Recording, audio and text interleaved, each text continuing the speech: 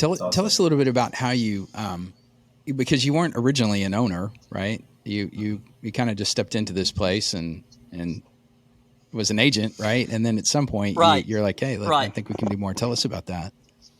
Like I said, we were founded in 1974. I was originally licensed in 95. I went to the University of Georgia, go Dogs. Yeah. And I do have a BBA in real estate. So I got licensed while I was in Athens going to school. I immediately came back home to go to work for Bob and Dixie Kinard in 96. Wow. And, I was a sales agent for a few years, and then I kind of gradually moved into the management area and managed our offices up in the,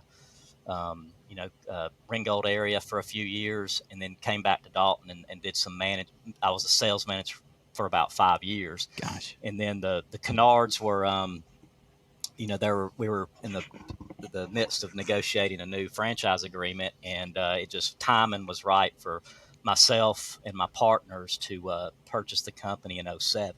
Great. And my two partners are both longtime agents as well. And so it was just a natural fit for us to, take over and purchase the company from the Kinards in 07. And, those of y'all that have been in the business for quite a while, 04, 05, 06 was a great run of real estate. There was a lot of new construction going on. Prices were rising.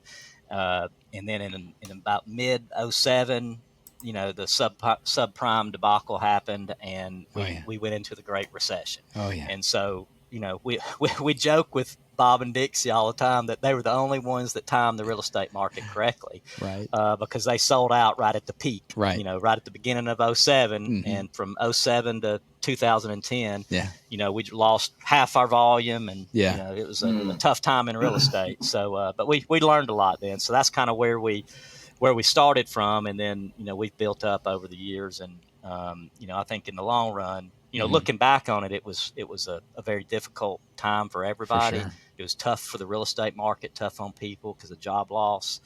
But from a personal perspective, our company became stronger because we learned to, manage our expenses and still provide the services that our agents need to provide good value to our customers and clients. Mike, this is, I just thought about this because, one, right? You bought the company when it was its most valuable, right? Yeah. So good. Their exit strategy was really good. It was, yeah. Right. I don't know if they had a crystal ball or what. They were speaking to somebody. I don't know. Right. We joke about it now, but it wasn't very funny. And I always remember, and once again, I'm dating myself, but in 2009, the presidential election was happening when Obama was against McCain, and that September, October, the stock market crashed. It went down, significantly.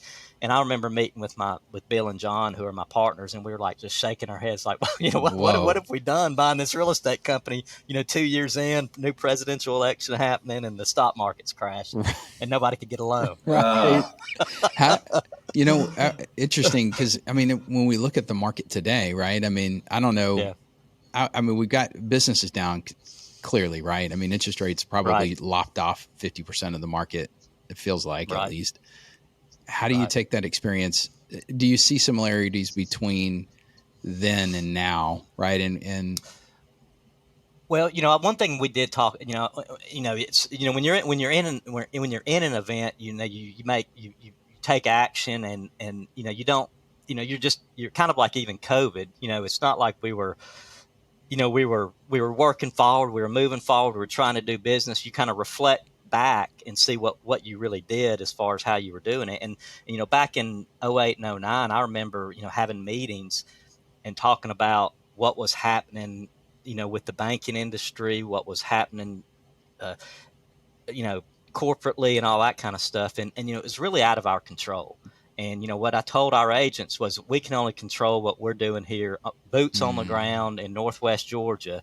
And whether good market, bad market, people are always going to be buying and selling real estate. It might fluctuate the volume a little bit, but people are always going to be buying and selling real estate because of lifestyle situations. Absolutely. Marriages, having kids, unfortunately divorces, and people passing away, upsize and downsizes, and downsizes. And that's kind of like what we did in COVID too. We talked about we can only control what we can control. Great. Whether there's, shutdowns, masking, all that kind of stuff, we can just control what we can control.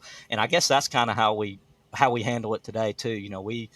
I think, podcasts like this are good to listen to, not the network news. Right. You listen to the network news right now, everybody's going to be scared about even investing in real estate. Right. But, even with the interest rates, yes, they're double what they were this time last year.